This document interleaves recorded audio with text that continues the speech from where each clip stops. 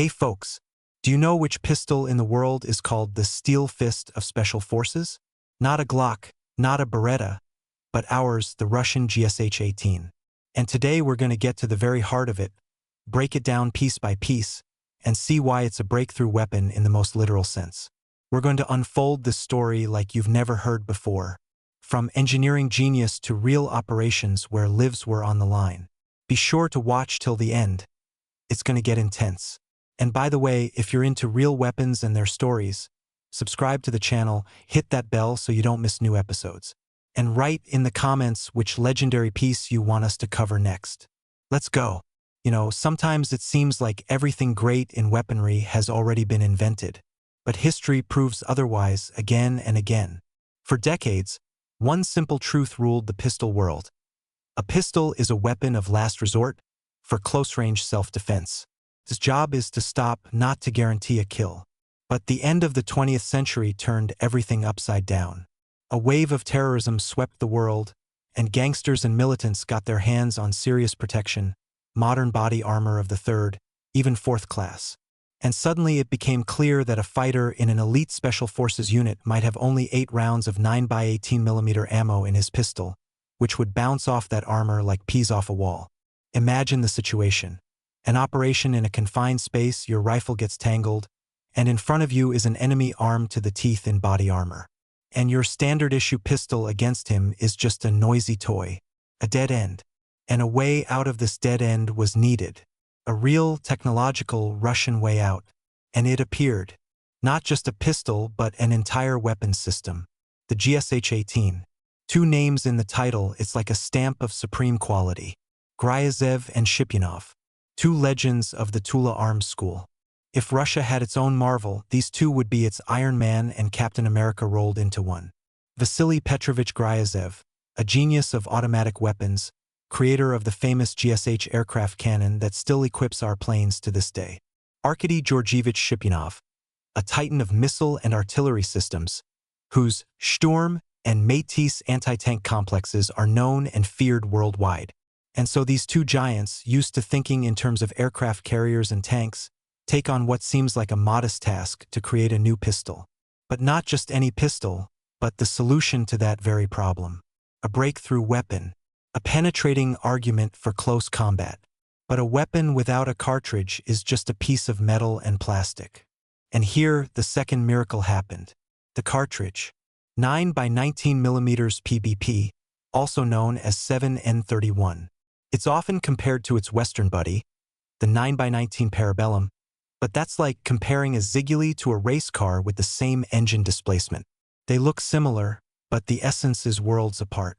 In a regular para, the powder charge is about 0.3 grams. In our 7N31, almost half a gram. The pressure in the chamber skyrockets past 4,000 atmospheres. That's 1.5 times higher than a standard cartridge. And the bullet isn't lead. It's hardened steel with a tomback jacket. Tiny, sparrow-sized, but flying at a speed of almost 500 meters per second. Its design requirement was to penetrate a third-class body armor plate, those heavy tiles of titanium or ceramic, at a distance of 50 meters, and a standard steel army helmet at 100 meters. Can you imagine the power? This isn't just a little bullet. It's a mini kinetic penetrator. And here arises the main engineering question. What kind of pistol can withstand such hellish pressure without blowing up after 10 shots? The designers from KBP Instrument Design Bureau in Tula found a brilliant and, in a way, inevitable solution for such masters. They applied a scheme they knew inside out from their own aircraft cannons. The rotating barrel scheme. But not with 2 or 3 locking lugs like a Glock, but with a full 10. 10 massive, symmetrically placed locking lugs that, like the teeth of a giant gear, engage with the slide. When you pull the trigger, the barrel rotates from the recoil, unlocking the slide. This system is the quintessence of reliability.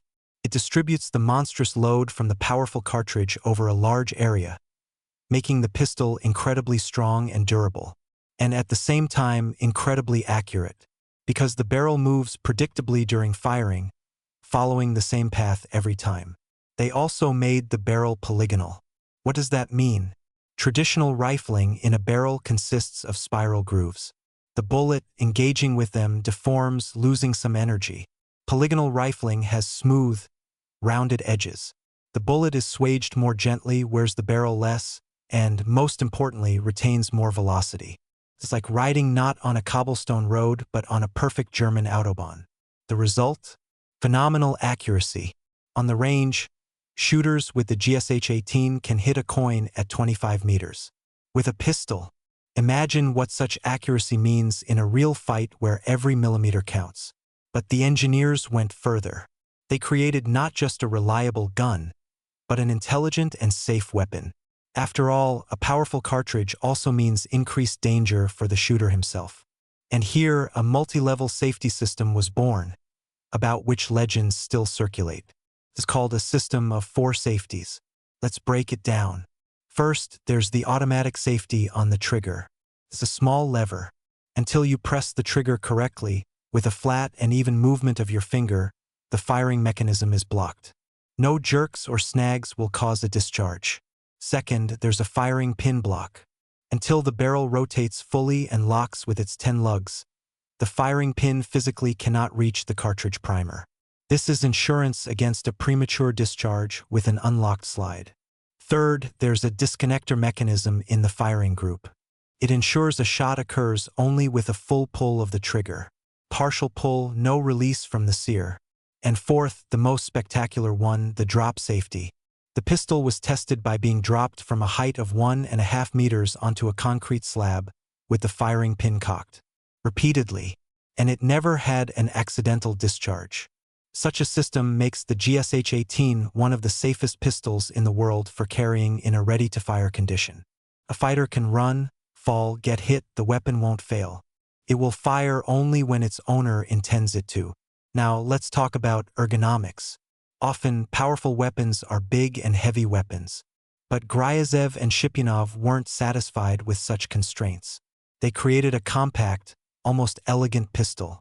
Its length is only 184 millimeters. Its weight without ammunition, 580 grams. That's less than many civilian pistols.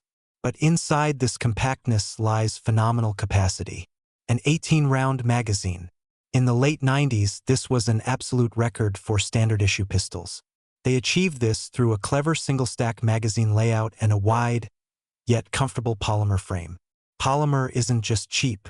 It's lightweight, doesn't fear cold or heat, doesn't conduct cold.